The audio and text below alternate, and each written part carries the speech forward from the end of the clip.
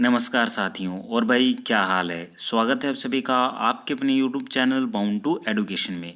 मैं बिरबल आप सभी का स्वागत करता हूं आज के इस नए वीडियो में। इस वीडियो में हम लोग चर्चा करेंगे डीआरडीओ अर्थात कि defence research and development organisation India के द्वारा जो वैकेंसी निकल करके सामने आई है उसके बारे में। ये जो वैकेंसी निकल करके सामने आई है ये डीआरडीओ के द्वारा निकाली गई है। टोटल 1901 पदों के लिए आवेदन मांगी गई है। तो आप देख सकते हैं कि बहुत अधिक वैकेंसी यहाँ पे आपको देखने को मिल जाएगा।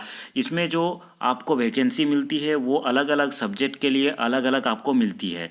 मिनिमम क्वालिफिकेशन जो है वो 10th प्लस ITI अगर आपके पास है तो आप भर सकते हैं, या फिर आपका अगर ग्रेजुएशन है तो भी भर सकते हैं।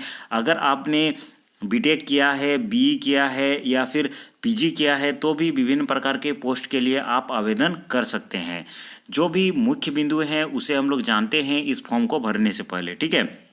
इसमें आपको जो सैलरी मिलता है वो भी बहुत अच्छा मिलता है।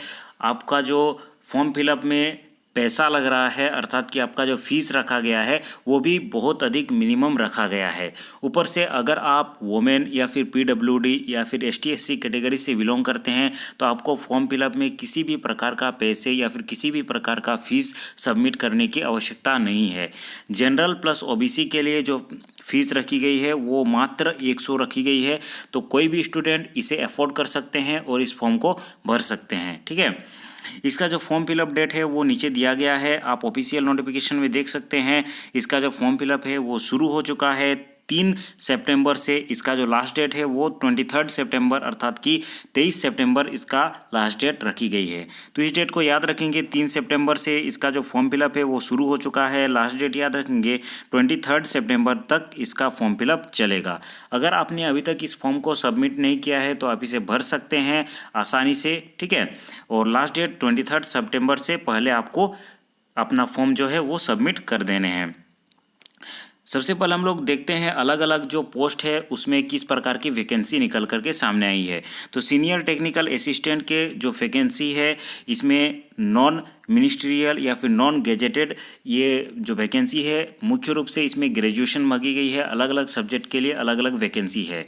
इसमें जो पे स्केल है वो लेवल 6 का पे स्केल मिलता है। बहुत अच्छा पे स्केल आपको मिलता है जिसमें 35,400 से लेकर के 1,12,400 तक पेमेंट जो है रखी गई है। सब कुछ मिला करके आपको 35,000 से ऊपर ही पेमेंट जो है स्टार्टिंग पेमेंट देखने को मिलेगा। और इसमें जैसे जैसे आगे आप ग्रेड बढ़ते जाएंगे उसमें आपका पेमेंट बढ़ते जाएगा, ठीक है।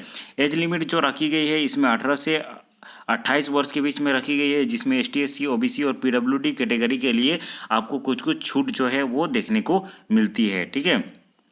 चलिए अब जानते हैं वैकेंसी के बारे में।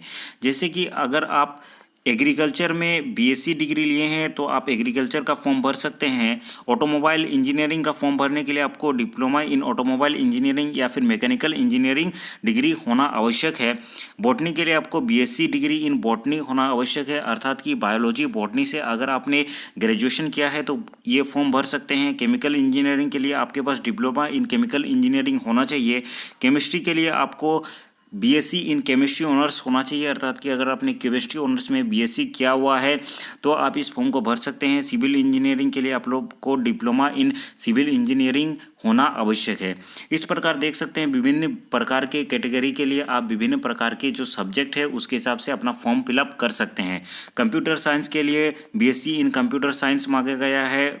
इलेक्ट्रिकल एंड इलेक्ट्रॉनिक इंजीनियरिंग के लिए diploma in electrical and electronic engineering मांगा गया है। तो इस प्रकार देख सकते हैं विभिन्न पोस्ट के लिए जो क्राइटेरिया है वो अलग अलग मांगी गई है। इस प्रकार विभिन्न प्रकार के सब्जेक्ट के बेसिस से आपका जो फॉर्म फिलअप होगा और उसी सब्जेक्ट में आपको जो कम्पीट है वो करना होगा, जिसमें आपका सब्जेक्ट जो है उसमें किसी अन्य सब्जेक्ट का स्टूडेंट नहीं भर सकता है, ठीक है। इस प्रकार लगभग जो ग्रेजुएशन लेवल का आपका जो फॉर्म है उसमें टोटल वैकेंसी आपको देखने को मिलता है। ये टोटल वैकेंसी देख सकते हैं 149, 61 फिर 1075 ये जो टोटल वैकेंसी है ये दिए गई है, ठीक है।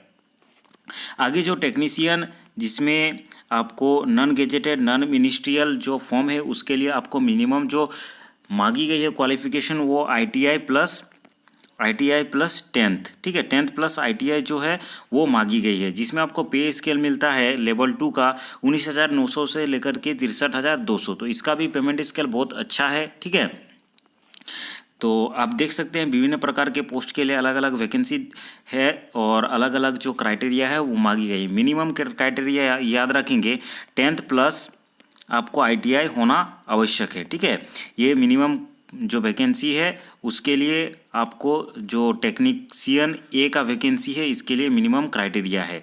आप देख सकते हैं जैसे कि ऑटोमोबाइल के लिए 10th प्लस इक्विवेलेंट ITI होना चाहिए, बुक बाइंडर के लिए भी 10th और इक्विवेलेंट एंड उसके साथ ITI का होना आवश्यक है। तो इसी प्रकार विभिन्न प्रकार के पोस्ट के लिए लगभग सभी पोस्ट के लिए आपको इसमें 10th प्लस ITI होना आवश्यक है। अगर आपके पास 10th प्लस ITI है तो आप टेक्नीशियन ए का फॉर्म भर सकते हैं, ठीक है।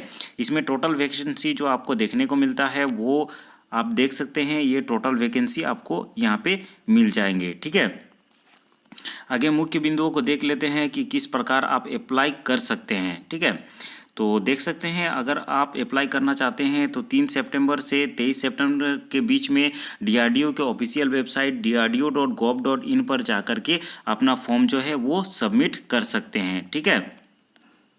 एप्लीकेशन फ़ी जो है वो आपको 100 रुपीज़ का देना होगा, जिसमें अगर ST SC या फिर PWD या फिर वोमेन कैटेगरी है तो इसमें किसी भी प्रकार का फ़ी जो है वो आपको नहीं मिलेगा, पेमेंट जो है वो फ्री रहेगा, ठीक है। तो जो भी जानकारी थी आपको इस फॉर्म को फिलअप करने से पहले मैंने सब कुछ दे दिया है। अगर आपको ऑफिशियल नोटिफिकेशन डाउनलोड करना है तो DRDO के ऑफिशियल वेबसाइट पर जाकर के ऑफिशियल नोटिफिकेशन डाउनलोड कर सकते हैं।